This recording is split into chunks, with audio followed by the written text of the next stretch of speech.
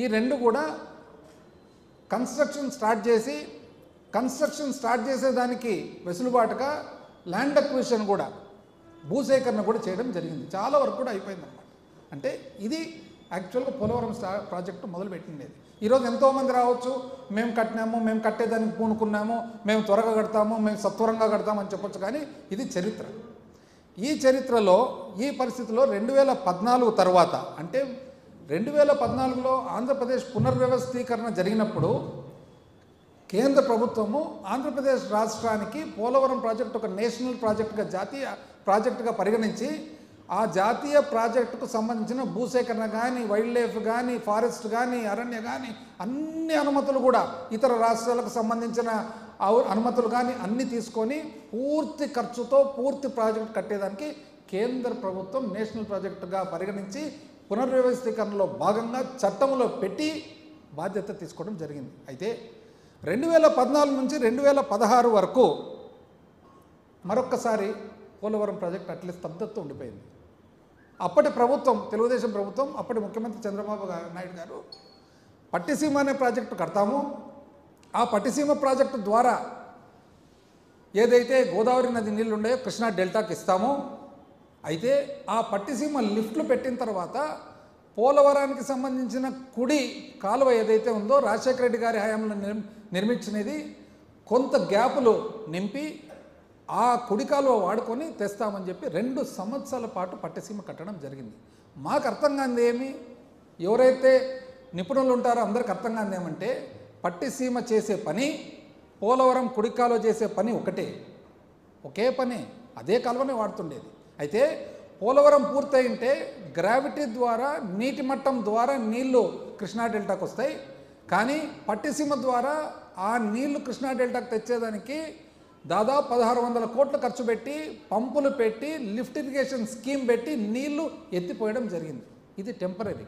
ఏ రోజైతే పోలవరం పూర్తవుతుందో ఆ రోజు ఆ మోటార్లు, ఆ పంపులు తీసి పక్కన పెట్టాల్సిన అవసరం వస్తుంది. ఎందుకంటే పంపులు అవసరం ఉండదు, కరెంటు ఖర్చు అవసరం ఉండదు, కరెంటు ఛార్జీలు అవసరం ఉండదు, అదే నీటి మట్టం ద్వారానే నీళ్ళు వచ్చేస్తాయి. మరి 2 సంవత్సరాల పాటు పోలవరము ఆపేసి పట్టిసీమ ఎందుకు కట్టడం జరిగిందనేది ఈరోజు ప్రజల ఊహకు మీరే ఆలోచన చేసుకోవాలి. ఎందుకని చివరకు 2016 సెప్టెంబర్లో ఆంధ్రప్రదేశ్ రాష్ట్రానికి సంబంధించి మేము ఒక స్పెషల్ ప్యాకేజ్ కావాలి, ఎందుకంటే మీరు స్పెషల్ స్టేటస్ ప్రత్యేక హోదా ఇవ్వడం లేదు కాబట్టి ప్రత్యేక ప్యాకేజ్ కావాలని చెప్పి ఒక ప్యాకేజ్ అనేది తీసుకొని సెప్టెంబర్ 8, 2016లో ఒక ఒప్పందం చేయడం జరిగింది. ఏమా ఒప్పందం అంటే ఆ ఒప్పందంలో భాగంగా పాయింట్ నంబర్ 4కి వస్తే The Advisory Committee of Ministry of Water Resources approved the cost at 2010-11 price level as 16,010 crores during January 2011, including power and drinking water component.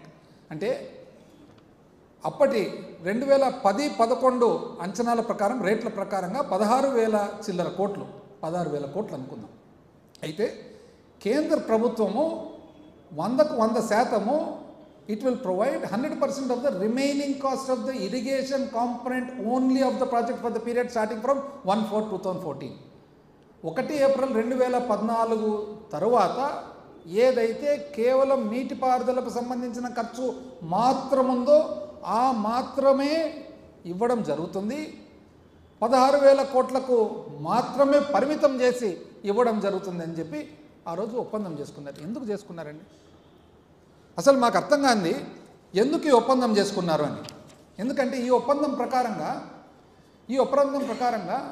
ఎన్నో ఇబ్బందులు ఎదుర్కొంటారు. ఇది చాలా పెద్ద ఇరిగేషన్ ఎక్స్పర్ట్స్ కానీ, ఎకానమిస్ట్ కానీ, ఫైనాన్షియల్ ఎక్స్పర్ట్స్ ఎవరికి అవసరం లేదు. మామూలు ఒక అసిస్టెంట్ ఎగ్జిక్యూటివ్ ఇంజనీర్ని అడిగినా కూడా ఇరిగేషన్ డిపార్ట్మెంట్లో చెప్తారు.